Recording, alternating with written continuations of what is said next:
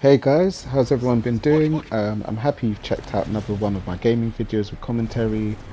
This video is an early boss fight in Stellar Blade against Abaddon. I'll be breaking down in this video what's happening in the Abaddon boss fight and the way combat stroke gameplay mechanics work within Stellar Blade. I'll start off with blocking since it's one of the most basic things and important things in these kind of intense action kind of RPGs. So to block, you just simply hold L1, but if you perfectly time the block with against an enemy attack or boss, you get parry. Advantages of parries compared to blocks are that you knock off enemy balance, and that's represented by the yellow diamonds underneath the enemy's health bar. If you end up knocking all of these off, the enemy becomes stunned, or the boss in this particular video, and then from there you can do a retribution attack by pressing triangle, or you can do more attacks while the boss is stunned or enemy is stunned. So it's more of an advantage to do parrying when you've got a good read on what the attacks are. Much more of an advantage. So also we're going to talk about on the bottom right there is beta skills as well. Right now I'm just using healing. If you press up and down on the directional, you can have access to different healing items. But so on the bottom right, there's access to beta skills, which you hold L1 and you either press square or triangle or X, whatever you've assigned it to. And these unique moves, beta skills, they do a lot of damage, and there's different variety of attacks that they have, which you can unlock further on.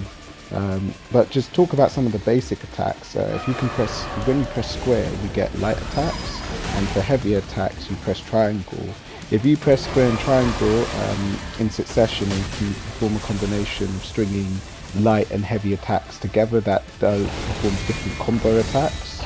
So you want to experiment and not only just mash square or just press triangle, but try experiment between different button presses of square and triangle as well. And you can also unlock different combo abilities and stuff.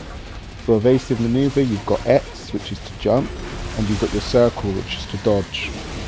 So I'm just going to break down some of the fight bits. So that lightning that's summoned there is one where he will take a stance, stand, and then summon lightning that drops to the ground. And you see him do it there, but he's got a variation where he throws a horizontal blade energy attack and then throws out some orbs. So you just want to be careful of that.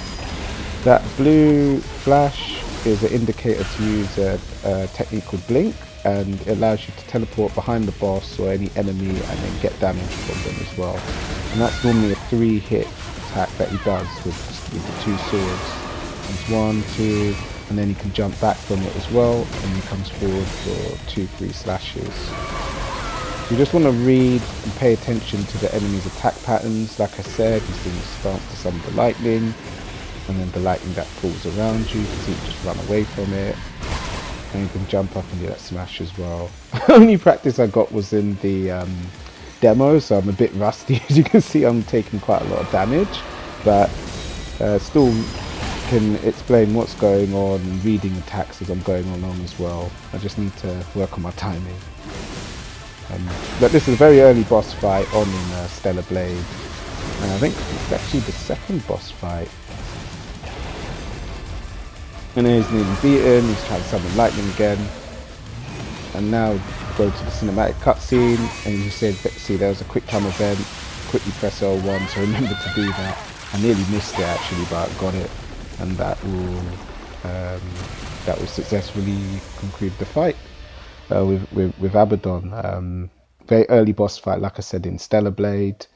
Great boss fight to start as an early boss fight. I think it teaches you to read enemy attack patterns. It teaches you how to recognize different sort of special skills. For example, his lightning attack and how to sort of dodge, and what the telegraph is for that. What's the read for that? When he takes the stance and has his swords upwards and glows with lightning, that's when he suddenly it's quite readable. So it's a good early boss fight, I think. So that's my breakdown of some of the sort of fundamental mechanics of Stellar Blade and the Abaddon boss fight.